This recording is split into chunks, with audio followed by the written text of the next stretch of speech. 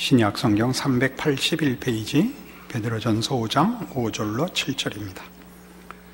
젊은 자들아, 이와 같이 장로들에게 순종하고 다 서로 겸손으로 허리를 동이라. 하나님은 교만한 자를 대적하시되 겸손한 자들에게는 은혜를 주시느니라. 그러므로 하나님의 능하신 손 아래서 겸손하라. 때가 되면 너희를 높이시리라. 너희 염려를 다 주께 맡기라. 이는 그가 너희를 돌보심이라.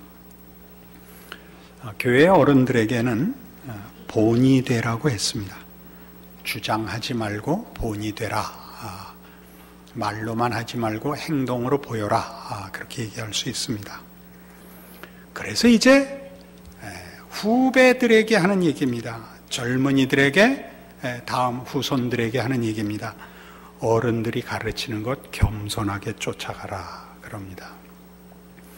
이 겸손하게 쫓아서 해라 하는 이 권면 속엔 뭐가 있냐면, 이것은 생내적인 것이 아니다.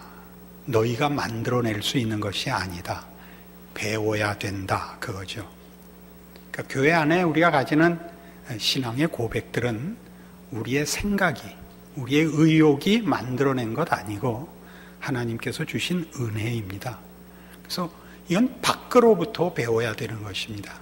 그래서 겸손히 배우라 그럽니다. 겸손하라. 겸손하라는 것은 좀 더 폭넓게 우리 모든 신자들에게 꼭 기억해야 할 신앙인들의 중요한 덕목이죠. 겸손하라는 것은 우리 자신을 믿어서는 안 된다는 뜻입니다. 하나님의 은혜를 구해야 된다는 것이죠. 이 문제에 대한 성경에 아주 중요한 모범이 있습니다. 고린도전서 2장에 가보십시다. 고린도전서 2장에 가면 고린도 교회에 대하여 사도 바울의 이런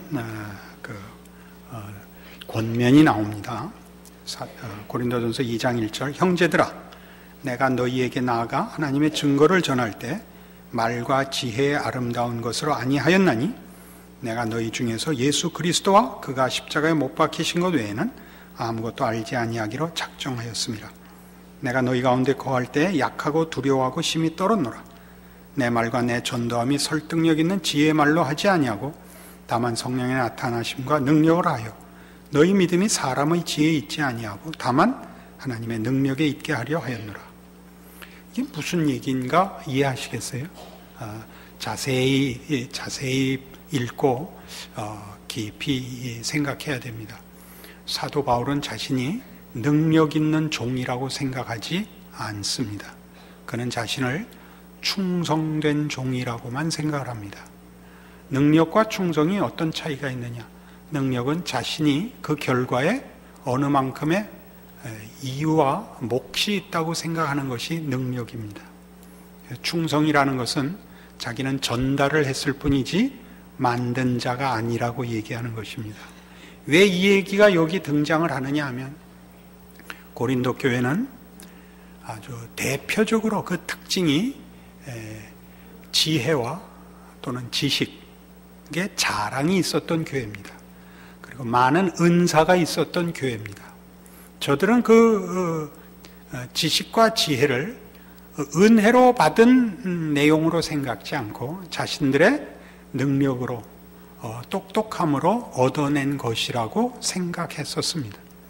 그래서 바울은 너희가 내가 전해준 복음을 믿어 기독교 신앙을 가지게 되었는데, 내가 능력으로 전한 것이 아니고 내가 하나님의 은혜를 전달한 것에 불과한데 너희는 어찌하여 너희가 능력으로 그것을 받았다고 생각하느냐라고 꼬집는 것입니다.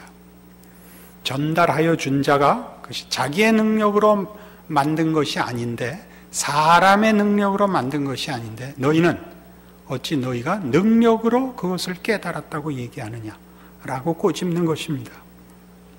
그래서 겸손해야 된다는 것은 기독교 신앙인들에게 있어서는 본질적인 덕목이 되는 것입니다. 이걸 놓치면 우리는 똑똑한 자요, 지혜로운 자가 되지 믿음을 가진 자요, 은혜를 입은 자라는 사실을 놓치게 됩니다. 그것은 다음에 나오는 우리 오늘 본문에 보는 염려하지 말라와 직접적으로 연결된 덕목입니다. 염려하지 말라는 것은 오늘 본문에 보는 바와 같이 7절에 너희 염려를 다 주께 맡기라. 이는 그가 너희를 돌보심이라 하는 염려하지 말라는 마찬가지로 자신의 능력에 의하여 자신이 보존되는 것이 아니라 하나님의 능력에 의하여 보존된다는 것을 아는 믿음의 자세입니다. 나의 한계를 알고 하나님의 전능하심을 아는 것이야말로 기독교 신앙에 있어서 놓쳐서는 안 되는 본질이죠. 그것은 우리를 겸손케 하며 그것은 그래서 우리에게 모든 염려를 없애줍니다. 하나님의 은혜와 능력 아래에 있기 때문에 그렇습니다. 마태복음 6장에 가시면 이 문제를 성경은 일찍이 예수님 자신을 통하여 이렇게 소개됐었습니다. 마태복음 6장입니다. 25절부터 보죠. 그러므로 내가 너희에게 이르노니 목숨을 위하여 무엇을 먹을까 무엇을 마실까 몸을 위하여 무엇을 입을까 염려하지 말라. 목숨이 음식보다 중하지 아니하며 몸이 의복보다 중하지 아니하냐. 공중의 새를 보라. 심지도 않고 거두지도 않고 창고에 모아들이지도 아니하되 너희 하늘 아버지께서 기르시나니 너희는 이것들보다 귀하지 아니하냐. 너희 중에 누가 염려함으로 그 키를 한 자라도 더할 수 있겠느냐. 또 너희가 어찌 의복을 위하여 염려하느냐. 들의 백합화가 어떻게 자라는가 생각하여 보라. 수고도 아니하고 길쌈도 아니하느니라. 그러나 내가 너희에게 말하노니 솔로몬의 모든 영광으로도 입은 것이 이곳 하나만 갖지 못하였느니라. 오늘 있다가 내일 아궁이에 던지우는 들풀도 하나님이 이렇게 입히시거든 하물며 너희일까 보냐. 믿음이 작은 자들아. 이 논리성을 이해하시겠죠. 창조주 하나님은 당신이 창조한 모든 생명들을 보존하시며 먹이시며 아름답게 입히시는 주인이십니다. 생명을 주신 이가 그 생명을 지키시며 그 생명의 영광을 허락하십니다. 우리가 걱정해야 할 것은 하나님의 창조의 목적대로 사느냐라고 자신의 신앙을 걱정해야지 하나님이 우리에게 먹을 것과 입을 것을 넉넉히 주실 것이냐를 걱정하는 것은 창조주의 몫이요 섭리자의 몫이지 피조물의 몫은 아니다 라고 얘기하는 것입니다. 그러니까 염려라는 것은 결국 인간이 세상과 자신의 존재를 자신의 손 아래 두고 있을 때 생겨나는 것이라는 얘기가 되죠. 그러니까 가장 겸손한 자는 염려를 하는 문제도 벗어나게 됩니다.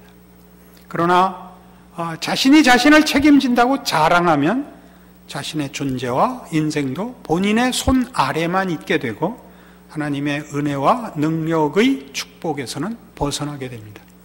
기독교 신앙의 자랑은 우리에게 요구하는 말하자면 자기를 부인하라든가 남을 나보다 낮게 여기라라든가 무슨 어떤 의미로든 우리를 낮추는 것들, 심지어 섬기라, 어린아이가 되라 하는 모든 것들은 하나님께서 주시는 축복을 받는 길로서 제시되고 있지 일부러 겸양하라고 명령하는 것은 아닙니다. 일부러는 아닙니다. 그 모든 것들은 다 우리가 우리를 책임지는 것보다 더 큰 능력과 더 큰 축복 아래 자신을 두라는 권면입니다.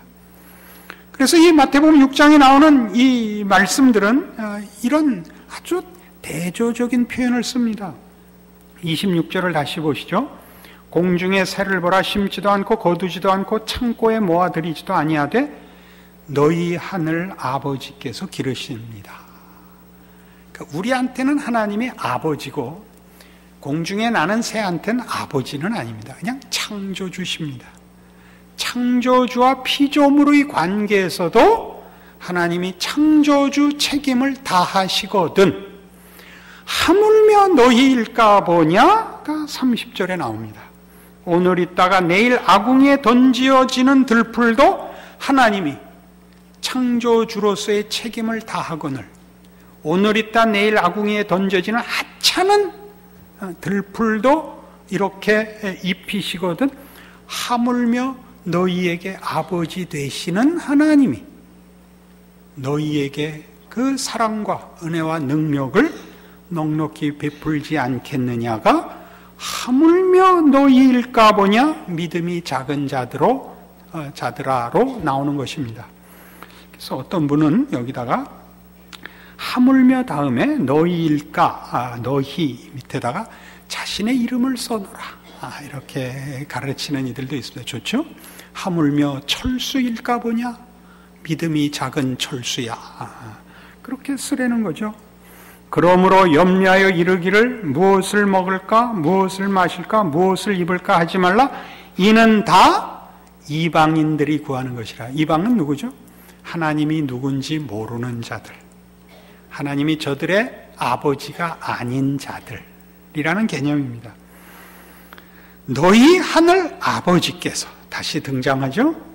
너희 하늘 아버지께서 이 모든 것이 너희에게 있어야 할 줄을 아시느니라, 이렇게 나옵니다. 그래서 우리 믿음의 공동체 내에서 우리 지도자들이, 그 지도자라는 것은 여기서는 신앙의 경륜과 연륜을 근거로 하는 얘기입니다. 신앙의 경륜과 연륜을 가진 이들이 보여야 하는 모범과 그 모범을 따라야 할 후손들 모두에게 권면하는 것입니다. 뭐를? 기독교 신앙의 본질이 무엇이냐 할 때 하나님이 누구신가 하는 것을 가장 기본으로 하여 기독교 신앙이 서 있다는 것을 보여주고 배워야 한다는 것이죠. 그것이 이제 덕목으로 등장한 이 표현이 겸손과 염려를 버리라라는 말씀입니다. 빌립보 4장에 가도 이 말씀은 반복해서 나옵니다. 321페이지 빌립보 4장 4절입니다. 주 안에서 항상 기뻐하라. 내가 다시 말하노니 기뻐하라. 너희 관용을 모든 사람에게 알게 하라. 주께서 가까우시니라. 아무것도 염려하지 말고 다만 모든 일에 기도와 간구로 너희 구할 것을 감사함으로 하나님께 아뢰라. 그리하면 모든 지각에 뛰어난 하나님의 평강이 그리스도 예수 안에서 너희 마음과 생각을 지키시리라. 왜 기뻐하라 그럽니까? 왜 기뻐하라고? 주께서 가까우시기 때문입니다. 주께서 가까우시다는 것은 결국 종말이라는 것은 일어날 수밖에 없기 때문입니다. 여기서 말하는 종말은 거듭 강조하듯이 이 세상이 심판받을 때가 가까웠다, 역사의 끝이 온다 라는 개념보다 더 긍정적으로 적극적으로 기독교에서는 하나님의 뜻의 성취가 바로 눈앞에 있다, 그런 뜻입니다. 시간적인 개념으로만이 아니고 보다 이 종말론의 근본적인 그 본질은 하나님의 뜻은 취소되거나 실패하지 않는다, 결국 일어나고 말 결론이다 라는 의미에서 주께서 가까우시니라 라고 얘기하는 것입니다. 그러니까 우리가 기뻐해야 하는 것은 우리가 믿는 신앙 안에서 이 세상과의 싸움에 우리는 걱정할 필요가 없는 것입니다. 왜냐하면 이 세상과 우리는 같은 것을 놓고는 싸우지 않습니다. 다른 것 때문에 싸웁니다. 우리는 하나님의 백성으로 하나님의 뜻을 추구하고 세상은 자신들의 생각으로 죄악된 세력과 죄악된 유혹을 쫓고 있습니다. 서로 다른 길을 가서 갈등이 일어나지 같은 걸 놓고 경쟁하고 있지는 않습니다. 우리가 세상 앞에 관용하는 것은 세상이 추구하는 것을 우리는 싸우지 않기 때문입니다. 허영과 쾌락과 자존심과 이기심과 경쟁을 위하여 싸우지 않습니다. 그래서 이것이 관용으로 나오고, 우리가 오늘 베드로 전서 5장에서 본문에서 하는 식으로 얘기를 하면 그것이 우리는 겸손과 염려하지 말라라는 것으로 표현이 되는 것입니다. 그래서 6절에 보듯이 아무것도 염려하지 말고 다만 모든 일에 기도와 간구로 너희 구할 것을 감사함으로 하나님께 아뢰라. 그리하면 모든 지각에 뛰어난 하나님의 평강이 그리스도 예수 안에서 너희 마음과 생각을 지키시리라입니다. 모든 일에 기도와 간구로 너희 구할 것을 하나님께 아뢰면 응답을 받는다라기보다 모든 지각에 뛰어난 하나님의 평강이 그리스도 예수 안에서 너희 마음과 생각을 지키시리라입니다. 기도하면 무슨 응답을 받느냐 하면 너희가 누구냐?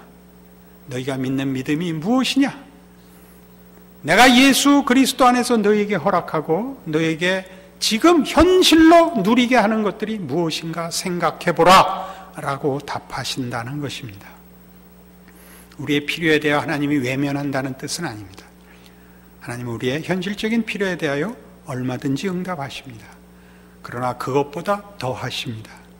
내 물질적인 필요보다 하나 더 나가서 필요하다면 물질의 풍요가 나로 하여금 영적인 풍요를 방해한다면 하나님은 기꺼이 물질의 풍요를 거두시고 우리로 물질적으로 잠시 곤궁케 하사 더 깊은 영적인 풍요로 우리를 인도하실 것입니다. 그것이 여기서 얘기하는 너희 마음과 생각을 지키시는 하나님의 응답이라고 되어 있습니다. 우리 모두가 우리의 신앙을 어디에 두고 있는가 생각할 수 있는 때가 기도할 때입니다. 우리의 현실적인 고민과 현실적인 위기 앞에서 우리가 기도할 때마다 맞다, 나는 하나님을 믿는 자다 라는 고백을 하는 것입니다. 그걸 빼놓고 기도할 수는 없습니다. 그때 하나님께서 내가 할 수 있는 것, 세상이 줄 수 있는 것과 다른 하나님의 뜻과 지혜와 영생에 속한 것으로 나에게 주실 것이라는 것을 믿지 못한다면 기도는 성립하지 않습니다. 기도할 때마다 우리가 응답받는다고 생각하는 이유는 여기에 있습니다. 그래서 8절 이하가 나옵니다. 끝으로 형제들아 무엇에든지 참되며 무엇에든지 경건하며 무엇에든지 옳으며 무엇에든지 정결하며 무엇에든지 사랑받을 만하며 무엇에든지 칭찬받을 만하며 무슨 덕이 있든지 무슨 기림이 있든지 이것들을 생각하라. 너희는 내게 배우고 받고 듣고 본 바를 행하라. 그리하면 평강의 하나님이 너희와 함께 계시리라.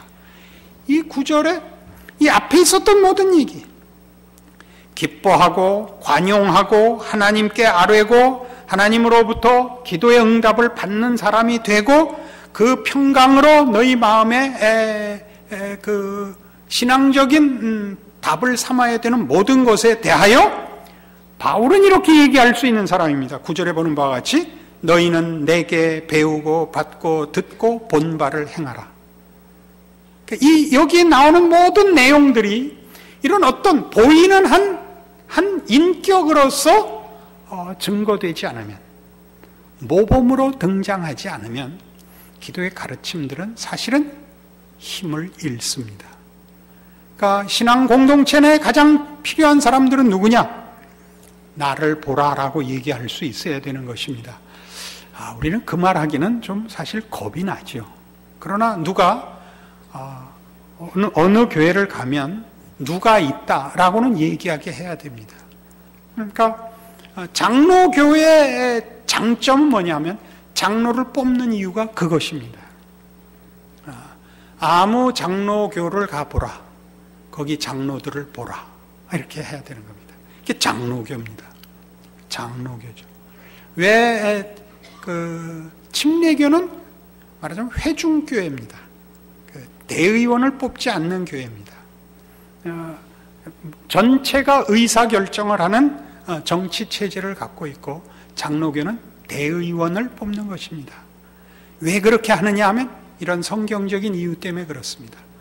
모범을 보여야 하는 사람들이 있어야 하나님을 믿는 믿음과 신앙 고백들이 힘을 발한다는 것을 기독교 역사를 통하여 우리가 배웠기 때문에, 성경이 그것을 지지하기 때문에 그런 정치 제도를 가지는 것입니다. 장로의 직분은 그래서 어렵습니다. 장로의 직분은 어렵습니다. 그러나 하나님이 세우십니다. 세우면 할 수 있는 것입니다. 하나님이 할 수 있게 하십니다. 그런 일은 목사가 되는 것도 동일합니다. 목사는 목회를 하는 여러 가지 책임을 주는 중에 설교라는 중요한 그 직무를 가지는데, 설교를 잘한다는 것은 애매한 표현입니다. 설교를 잘하려면 성령께서 함께 하셔야 됩니다. 아무리 잘한 설교도 듣는 자에게 성령께서 함께 하시지 않으면 들리지 않습니다. 쌍방간에 양쪽이 다 성령의 개입을 필요로 합니다. 여기에 어떤 직분과 어떤 사역에 대해서도 우리는 겸손할 수밖에 없고, 그런 차원에서 담력을 가질 수도 있는 것입니다. 그런 차원에서 그러니까 교회 안에 모두가 이런 내가 크면 교회 안에 쓸모있는 어른이 되고 싶다라는 소원을 가지셔야 되고, 교회 안에 젊은이로 들어와 신앙 공동체에 속하게 되면 본받을 사람을 정하고 그 본받는 연습을 해야 됩니다. 그냥 수평적으로만 친분 관계를 가지면 안 됩니다. 수직적인 이 존경과 사랑의 관계를 맺어야 합니다. 그 점 기억하셔서 여러분 모두가 개인적인 자격으로 와서 또 개인적인 책임의 한계로 축소시켜서 개인의 신앙만 도모하고 그 외에는 난 모른다라고 하는 것은 정당한 신앙인의 책임을 다하는 것이 아닙니다. 교회 공동체 안에 들어오면 공동체 안에서의 자기 위치와 직무가 있는 것입니다. 어른이면 어른으로서, 후배면 후배로서의 직무가 있는 줄 알아야 됩니다. 그런 것들이 우리로 하여금 하나님께서 그 아들을 십자가에 못 박으신 것처럼 그 아들을 교회의 머리로 주사 우리를 묶고 예수 그리스도의 몸으로 불러 세상 앞에 증거로 세운 하나님의 영광의 비밀로 허락한 이 기관의 책임이며 우리들의 복입니다. 현대에 와서는 이것이 일종의 학원같이 되어버렸죠. 참석해서 설교 듣고 도망가 버리는 그것은 굉장히 나쁜 신앙 자세입니다. 그것보다 더 중요한 신앙의 그 진전을 위하여 하나님이 허락하신 더 큰 복들을 누리기 위하여 이 교회의 공동체 안에서 함께 교제하고 책임을 나누는 그 책임을 여러분들이 외면하시지 않아야 됩니다. 그리하면 여러분들의 신앙이 지금보다 10배는 더 풍성하고 더 크게 발전할 것을 믿습니다. 기도하십시다. 하나님 아버지 은혜를 감사합니다. 우리로 예수 그리스도의 은혜와 약속 가운데 거하게 하시며 교제케 하시며 하나 되게 하셨으니 주께서 우리의 머리 되심과 우리 각자가 서로 지체가 되어 한 몸을 이룬 것 기억하고 우리 하나님 아버지께서 예수 안에 허락하신 그 영광의 비밀을 나누며 책임지는 일에 더 깊이 신앙의 헌신과 참여가 있게 오늘의 말씀으로 붙들어 주시옵소서. 우리의 고민과 갈등과 낙심과 또 예수 안에서의 위로와 격려와 함께 나누는 약속들의 축복들을 누릴 줄 아는 성도들이 되게 하시며 그리하여 우리가 사는 시대와 세상 앞에 주 예수 그리스도 안에서 허락한 그의 몸된 교회의 영광을 드러내는 책임을 다하는 우리들 되게 하여 주시옵소서. 예수님 이름으로 기도합니다. 아멘.